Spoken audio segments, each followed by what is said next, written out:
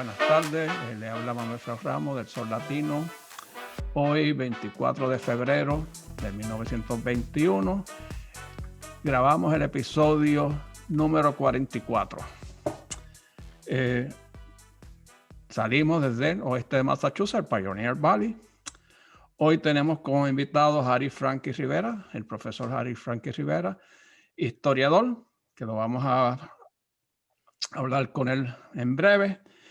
Pero primero le voy a dar nuestra programación para el mes de marzo. Bueno, cerramos, antes de Frankie tuvimos a José Velázquez y Carmen Rivera, que acaban de publicar junto con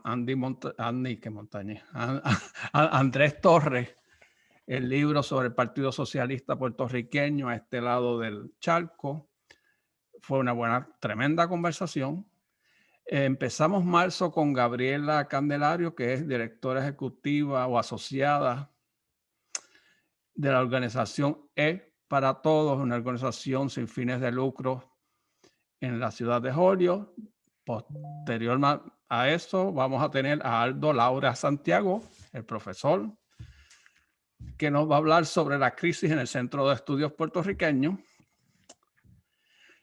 Posteriormente a eso vamos a tener a Margaret Randall y Mariana McDonald, que acaban de publicar un libro, Dominga Rescata la Bandera, que es sobre la líder nacionalista en la masacre de Ponce.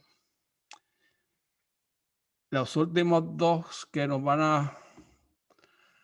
vamos a entrevistar va a ser Alexis Oscar Tirado Rivera, profesor de Historia de la Universidad de Calley, que habla mucho sobre Guayama, pero en este caso nos va a hablar sobre la historia de Luis Pález Matos y Luis Muñoz Marín, su relación literaria.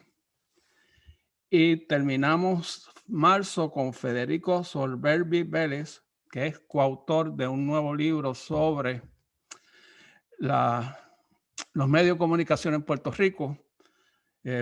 Muchos lo conocen posiblemente hace como 10 o 12 años atrás. Él hizo un estudio sobre la llegada de Univisión a Puerto Rico y cómo afectó eso a la industria local. Pero ahora tenemos a otro historiador que nos va a hablar sobre dos artículos muy interesantes que publicó primeramente en su blog, y lo vamos a mencionar. Vamos a darle el link al final del programa.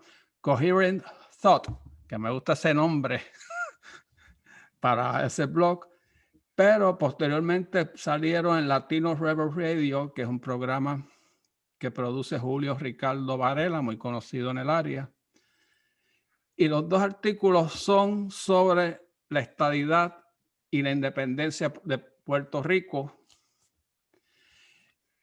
que yo creo que volvemos otra vez en este cuatrenio a hablar sobre el estatus de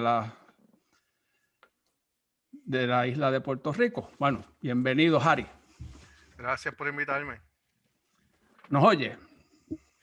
Los escucho muy bien. Ok, vamos a empezar por el título de tu blog, Coherent Thought. Incoherent Thoughts.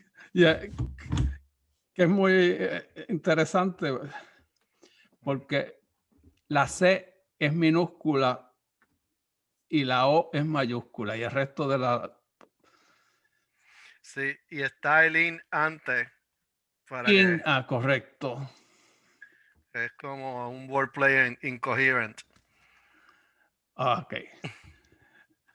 Bueno, Harry es historiador y lo traemos porque posiblemente de los pocos historiadores modernos que rompe con la tradición que por lo generalmente nos educamos mucho nosotros de fechas y lugares, y plantea unas nuevas paradigmas en la historia de política de Puerto Rico. Vamos a empezar con el de la estadidad. The Prospect of Statehood for Puerto Rico, light years away. ¿Qué, qué mensaje tú querías enviar ahí? Bueno, quería dar por sentado que yo no veo que vaya a suceder, que está muy lejos. No quiero decir que es, bueno, light years away. Mucha gente me escribió qué quieres decir con esto. Estás diciendo de que es que puede que exista la oportunidad. Y digo, pues no de nada por descontado, pero está light years away y todavía no tenemos velocidad luz para viajar. Así que así es como lo veo, como que está demasiado lejos. ¿Eso es por razones internas de Puerto Rico o por las condiciones en el Congreso de los Estados Unidos? ¿O una combinación de ambas? Es una combinación de ambas, porque si vemos no podemos negar que el apoyo por la estadidad en Puerto Rico ha ido creciendo. Ha crecido menos de lo que creció en décadas previas, pero sigue creciendo, aún con la mala administración y la corrupción del PNP, y lo cual, aún con la mala administración y con la corrupción de la cual ha sido evidenciada en cortes del PNP, el movimiento estadista ha seguido creciendo en Puerto Rico. Pero aún así nos encontramos con que, digamos, 53, 54, 55% de los puertorriqueños pueden que voten por la estadidad, ¿no? No creo que sea lo suficiente para un paso tan importante. Que el apoyo no sea lo suficiente, no sea tan grande. Y de eso es lo que se están agarrando algunos sectores liberales y progresistas para decir, esto no es suficiente. Y de cierta forma tienen mucha razón. La otra parte es que debido a que Puerto Rico se identifica o lo identifican desde acá a grandes rasgos como un territorio que si se convirtiera en estado sería liberal y demócrata, yo no veo como ningún republicano, a menos que sea de Florida o estas áreas con grandes comunidades hispanas, vote o apoye la estadidad para Puerto Rico. So,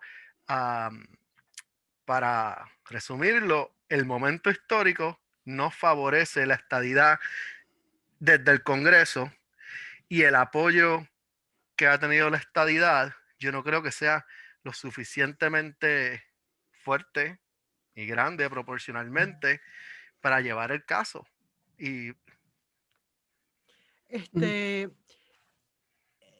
Puerto Rico, hay muchos políticos acá que piensan que lo bueno de que si Puerto Rico se convirtió en un estado, que eso quiere decir que, bueno, que entonces que Puerto Rico va a enviar 2 demócratas al Senado y quizás 3 o 4 representantes demócratas a la Cámara de Representantes en el Capitolio.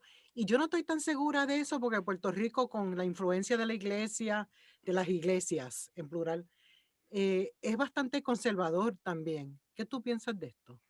yo estoy completamente de acuerdo contigo. Yo creo que eso es algo que han pintado. Dicen, vienen de Puerto Rico, entonces lo que escuchamos que sale de Puerto Rico es más lo que más escuchamos de Puerto Rico.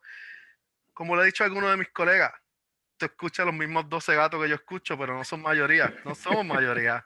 Cuando estamos en Puerto Rico, vemos que es una sociedad sumamente conservadora, que desde todas las instituciones, las declaraciones que hacen jefes de instituciones, desde la Policía de Puerto Rico a miembros del Senado y de la Cámara de Representantes, son a veces tan y tan abiertamente homofóbicas, racistas, clasistas, que si pasaran aquí exigiríamos la renuncia de esa persona y al otro día tiene que renunciar. Y en Puerto Rico no, siguen en su posición y haciendo el mismo tipo de comentarios. Y cuando uno entra yo trato de ir a Puerto Rico todos los años, ¿no? Y las cosas que escucho me llevan a pensar de que sigue siendo tan conservador o quizá más conservador que cuando me fui hace 20 años. Oye, ok, Frankie, vamos a añadirle ahora la diáspora. Por lo general, mucha gente piensa que es homogénea, la diáspora puertorriqueña, pero tú tienes, especialmente en los últimos años, a Nidia Velázquez hablando de un modelo, y tú tienes a Soto, el representante de Florida, hablando de la estadidad, incluyendo ahora al que sustituyó a Serrano por el Bronx, diciendo, si nos traen la estadidad, yo la apoyo. Ya eso no es un bloque homogéneo que ve la solución de Puerto Rico de la misma manera. Tú tienes ahí a dos grupos o a dos sectores hablando de soluciones diferentes. ¿Tú crees, cómo tú ves la diáspora puertorriqueña en cuestión del estatus? Yo creo que hay una diferencia generacional bien grande y la generación de Nidia y Serrano era más, estaba dividida más entre apoyar la independencia para Puerto Rico y si no se puede, pues el ELA y apoyar la estadidad un poquito tímidamente, ¿no? Yo creo que lo que ha sucedido es que mientras la diáspora de Puerto Rico se ha ido dispersando fuera de lo que conocíamos o llamábamos los centros tradicionales de la diáspora, su visión de lo que debe ser, lo que debe pasar para Puerto Rico políticamente se ha diversificado aún más. Y entonces tenemos que en Florida, en el Southwest de los Estados Unidos, pues hay mucho más apoyo para la estadidad que en New York, Connecticut y Massachusetts, aunque también haya crecido, pero en estas otras áreas, y esto es bien interesante porque son áreas dominadas por republicanos, en cual las comunidades puertorriqueñas apoyan la estadidad más que ninguna otra opción. Eso también está cambiando un poco en New York, en Massachusetts, en Connecticut, o no le diga poco, y hasta en Chicago, ¿no? Y entonces yo lo que veo es que, por ponerlo así, la comunidad puertorriqueña en New York y en Massachusetts, en Connecticut, básicamente no importa básicamente no importa para las elecciones presidenciales. ¿Por qué? Porque van a ser dominados por los demócratas. El voto puertorriqueño que más importa está en los estados del sur, que los demócratas perdieron tras firmar el Civil Rights Act y que lo perdieron, que fue desde ese entonces está en manos republicanas, con la excepción de Florida, que qué sé yo, hasta hace 3 elecciones atrás era un flip state, y ahora parece que está permanentemente en las manos de los republicanos. Pero esto lo hace bien interesante porque estos puertorriqueños que están en estados como Georgia, los puertorriqueños de Georgia, ahora mismo tienen un valor increíble. Su voto y lo que ellos quieran tienen un valor increíble. Y por eso es que yo veo, y por eso es que yo creo que tanto en Florida, y lo vamos a ver en otros estados rojos, es que vemos estos representantes, estos senadores, demostrándose a favor de, sí, si votan por la estadidad, yo lo apoyo. Y vamos ahora a pasar al hecho de la independencia, porque, y me gusta la expresión de Harry, cuando hablamos con los 10 gatos, eran 12. que por lo generalmente hablamos de política. Son 12. 12, ok. Muchas veces todo el mundo cree que todo el mundo es independentista. No, y dice, no. Y me he encontrado con personas, especialmente en el área de Hollywood Springfield, que me dicen, oye, pero muchas veces yo oigo hablar a los líderes de ustedes de la independencia, pero cuando yo hablo, voy a reuniones y eso, nadie me habla de la independencia, me dice, no, o nos quedamos como estamos o la estadidad. Que hay como una discrepancia entre el liderato vocal o político sobre unas preferencias políticas y la base en la comunidad. ¿Tú lo ves de la misma manera? Sí, yo estoy de acuerdo. Yo creo que aquí nosotros amplificamos no solamente el mensaje de la independencia, sino que hiperbolizamos su poder y su fuerza en Puerto Rico. Y esto es- hay dos vertientes: el activismo político y la academia en Puerto Rican Studies, desde acá. Porque ah, básicamente siempre invitamos a la misma gente. Es un crimen, es estar en una lista negra si eres académico y favoreces o a Lela, la colonia, o a la estadidad. En uno eres un colonialista, en el otro eres un piriyanqui.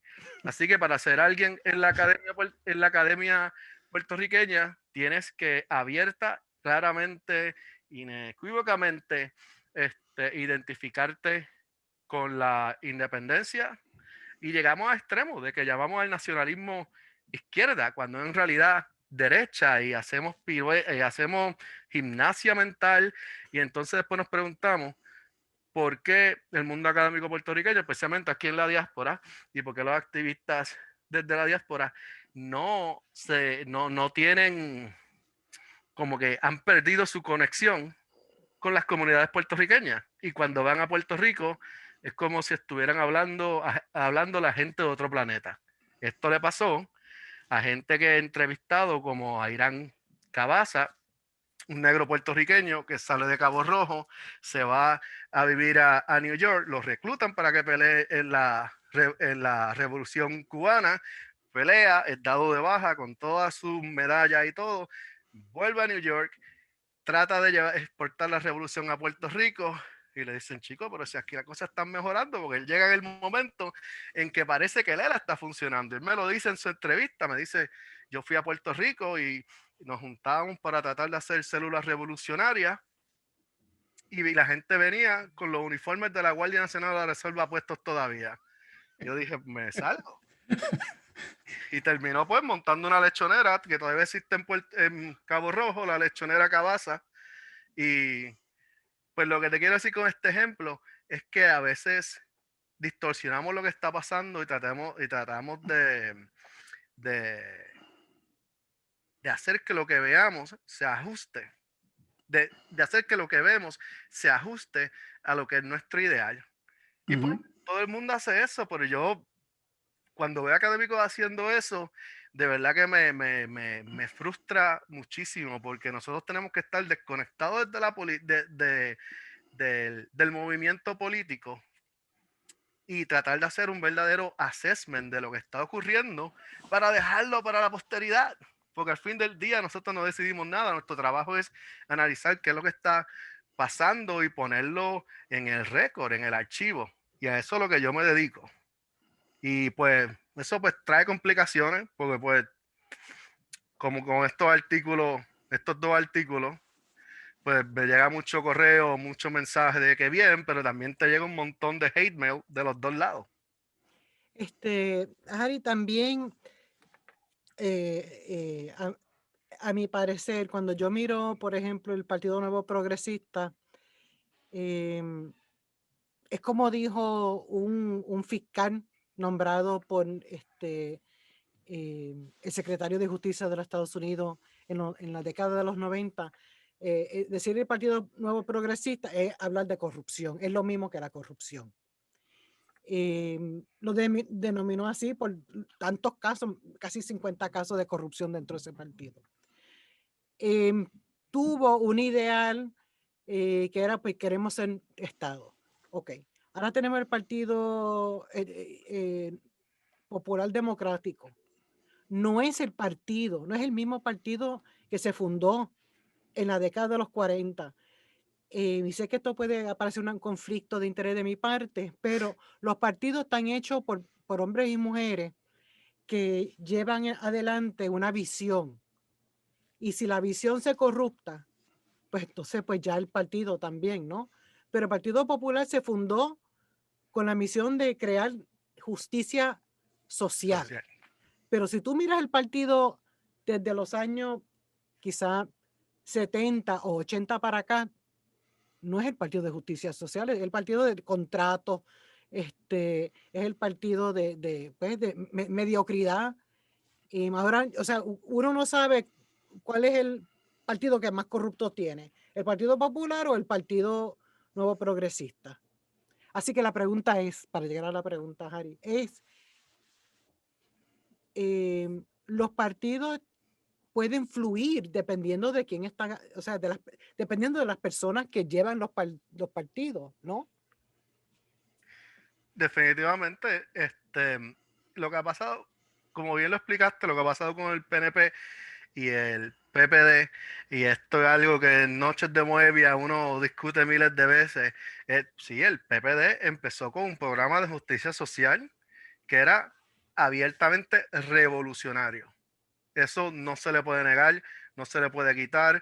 Venía en los 50 y hasta principios de los 60, venía gente de todas partes del mundo que en ese momento se le empezó a llamar en desarrollo, pero eran las antiguas colonias francesas, británicas, gente de estas antiguas colonias viniendo a Puerto Rico a observar el milagro de Puerto Rico. Y no era solamente la infraestructura, sino lo que estaba pasando socialmente, ¿verdad? Y fue una verdadera revolución. Eso no se le debe quitar.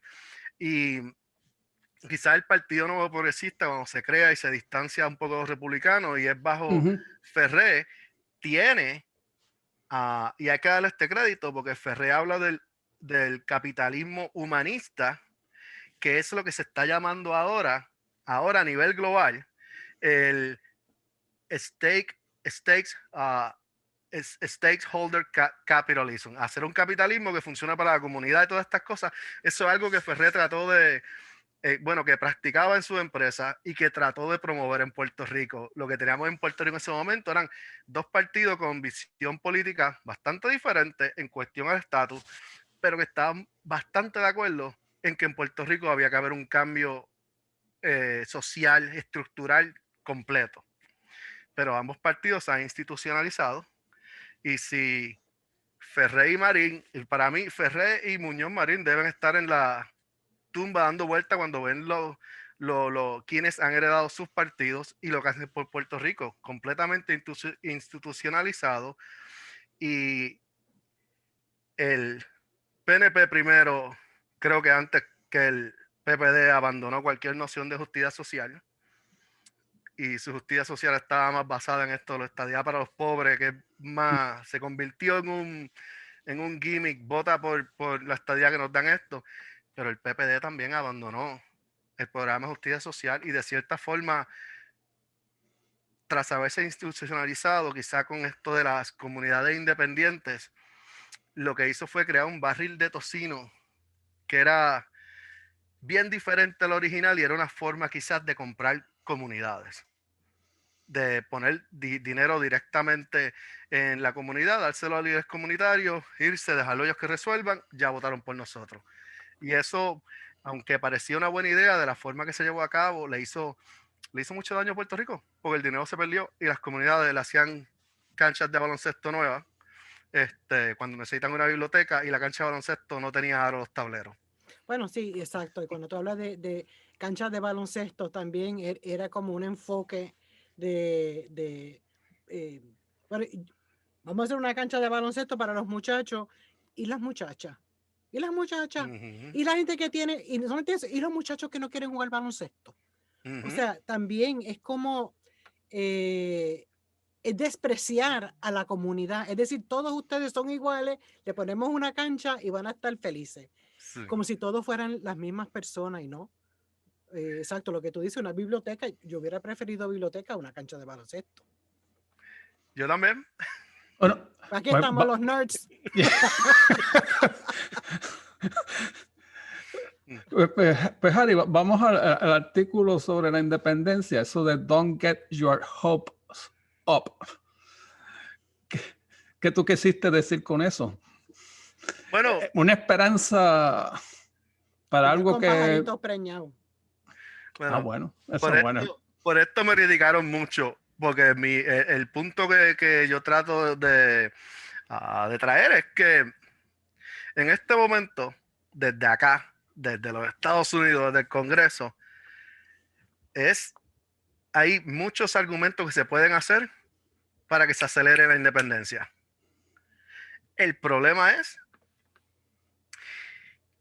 que la independencia no va a recibir un voto contundente en Puerto Rico para que se pueda pedir. Y si nos amparamos ahora para decir, yo no puedo apoyar la estadidad porque solamente 52-55% de los puertorriqueños la favorecen, como esa misma persona va a decir, pues yo favorezco la independencia, aunque sea solamente 15, 20, 25, 30% de la quiere. And by the way, les vamos a quitar la ciudadanía. Porque entonces se vería, de lo cual 80-85% de los puertorriqueños en el archipiélago no quieren que se le quite la estadidad de ninguna, digo, La ciudadanía. la ciudadanía de ninguna forma. Uh-huh. Y entonces imagínate el Congreso asumiendo esta posición, que sería más colonial no puede ser, más racista y unilateral no podría ser.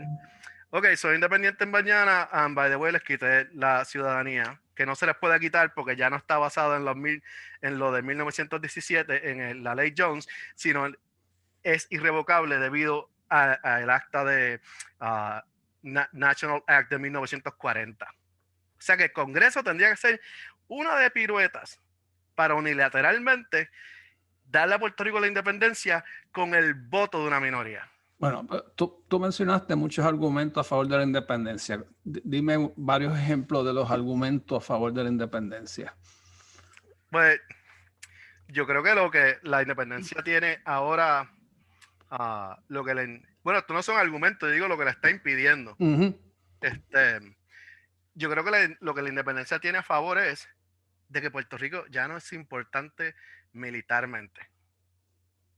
Okay. De Estamos hecho, de acuerdo. Perdió un montón de importancia militar cuando se acabó la Segunda Guerra Mundial.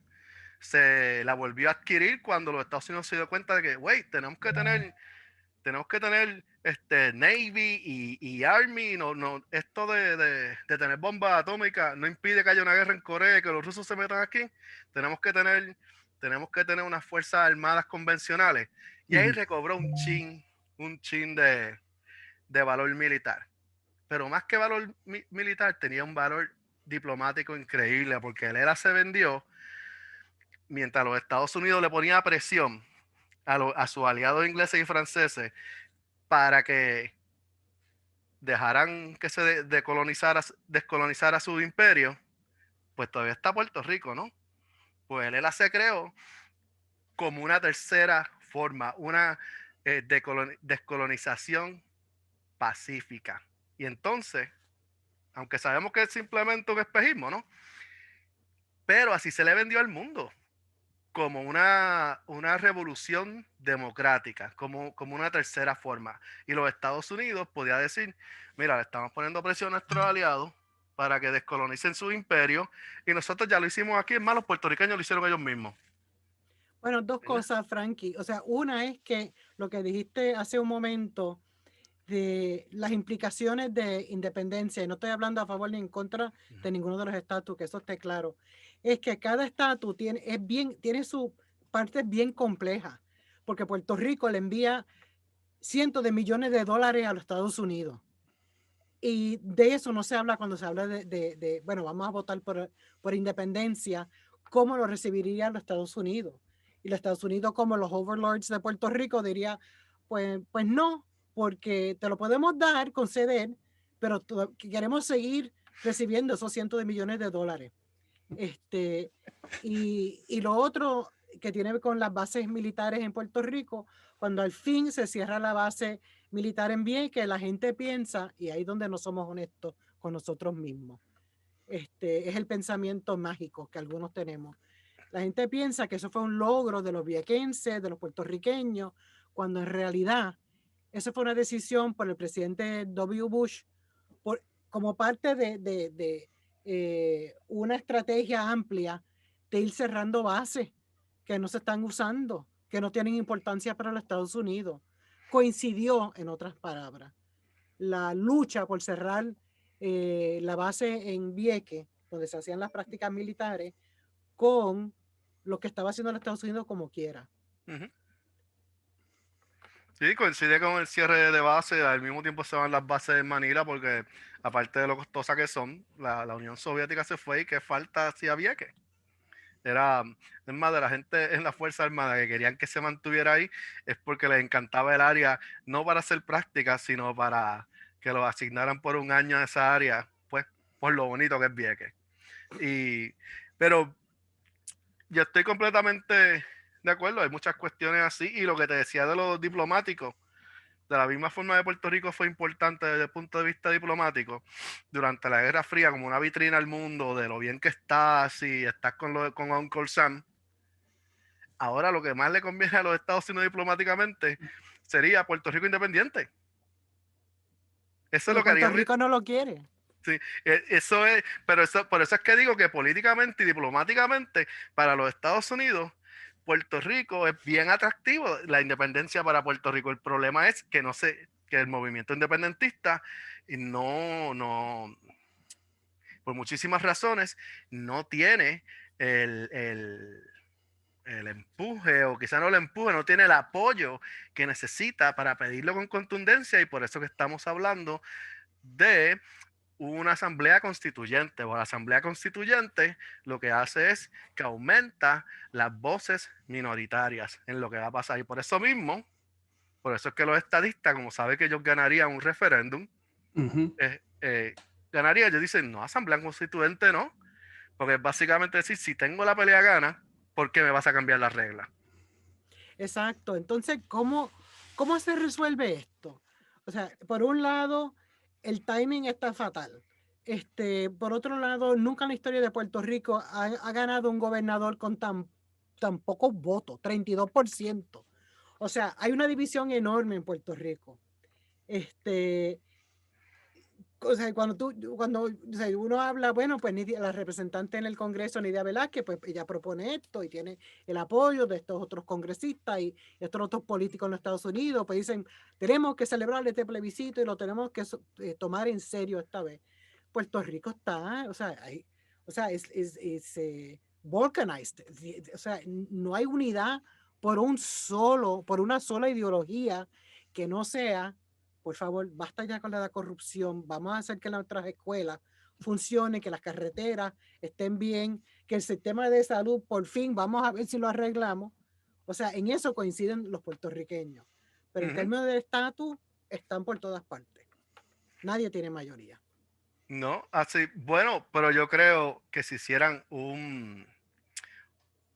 si hace años que si se hiciera un plebiscito que esté auspiciado y sancionado por el Congreso, el, la estadidad gana. Y eso cuando nos reunimos a hablar así, todo el mundo, cuando nadie está viendo, dice, sí, yo lo sé, pero la estadidad hubiese ganado. Pero El gana punto por es, un punto, no, o sea, no gana por una mayoría que uno dice, no, wow, 60-40. si hacen esta estadidad de independencia, Exacto, ahí gana. Claro. estadidad ganaría como 70, conservadoramente yo diría que llevaría 75% de los votos. Por Y lo menos. aún así, no va a pasar. Digo, no va a llegar en ese momento. Exacto.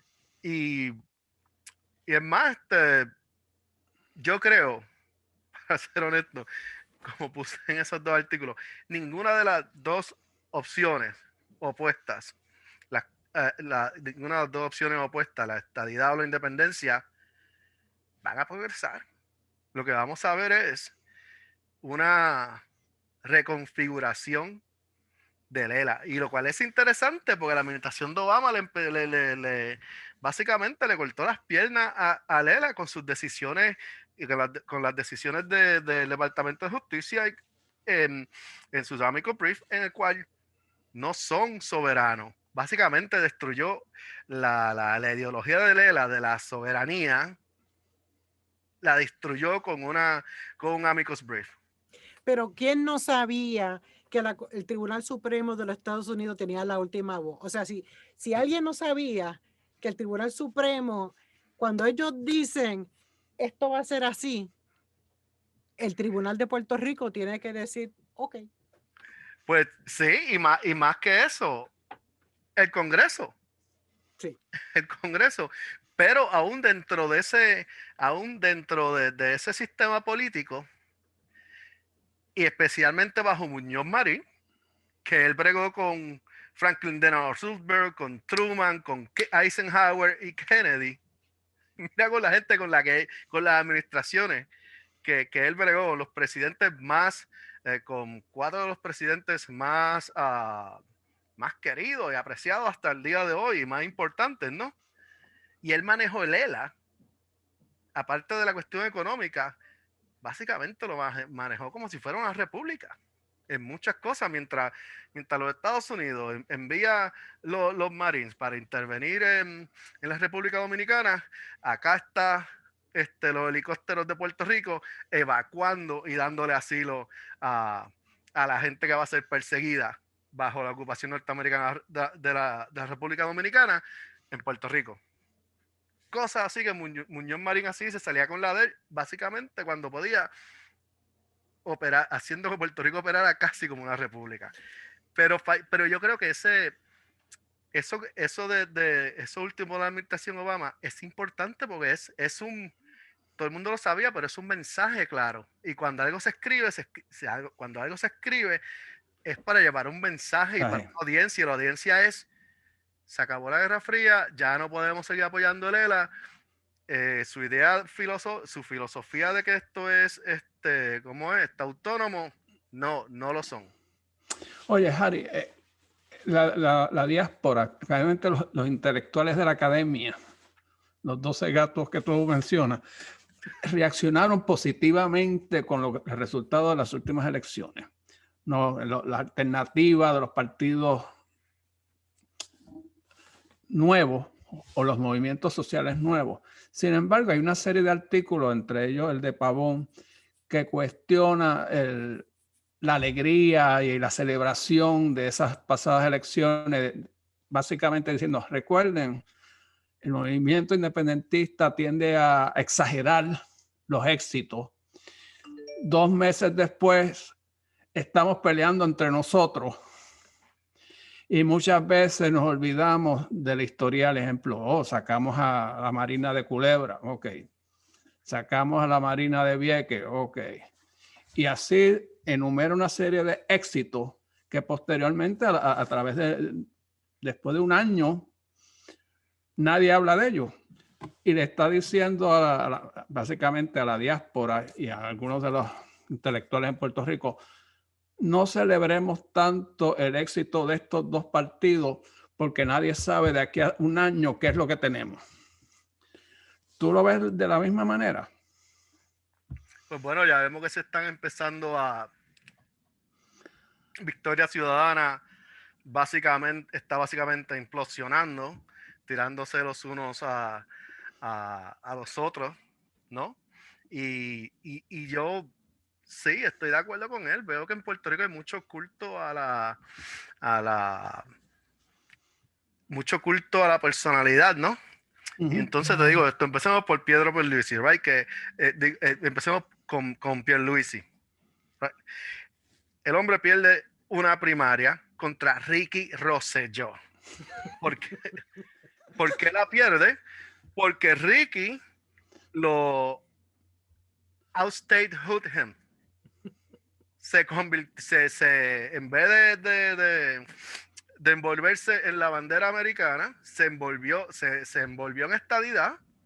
Y cuando yo fui a Puerto Rico después de esas primarias y hablé con estadistas, pero estadistas del rollo, yo decía: ¿cómo tú tienes a Pierluisi, que en ese momento le estaba dando bien duro al Congreso para que hiciera algo en Puerto Rico y bregara con la crisis, y hablando de un sistema colonial y que hay que bregarlo, y llegó a decir en 2 o 3 ocasiones, dando charlas públicas, que si no le daban la estadidad a Puerto Rico y no estaban listos a bregar con la crisis, que le dieran independencia? Pues eso a los PNP en Puerto Rico del rollo les cayó como que este tipo dijo eso. Entonces Ricky se envolvió en la estadidad y con eso derrotó a Pierluisi. Y ya sabemos ya sabemos los problemas que nos trajo de que Ricky fuera el administrador. Yo hasta el día de hoy pienso de que si sabíamos que cualquier PNP iba a ganar esas elecciones, porque debido a las muchas crisis, lo que quería la gente no estaba pensando en estadía. Decían: ok, pusimos por 4 años un popular, pon un PNP. El PNP tampoco bregó, pon un popular. Y yo empecé a llamar a eso one termism. Y dije: hasta que no se acabe la crisis, vamos a vivir en la época del one termism. Un solo término. Tienes 4 años, no tienes un break para 4 más. Lo arreglas en 4 años, te cambio.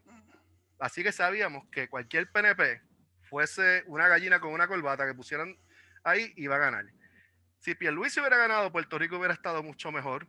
¿Por qué? Porque Pierluisi conoce cómo funciona el sistema federal, y básicamente conoce el sistema político y el andamiaje completamente.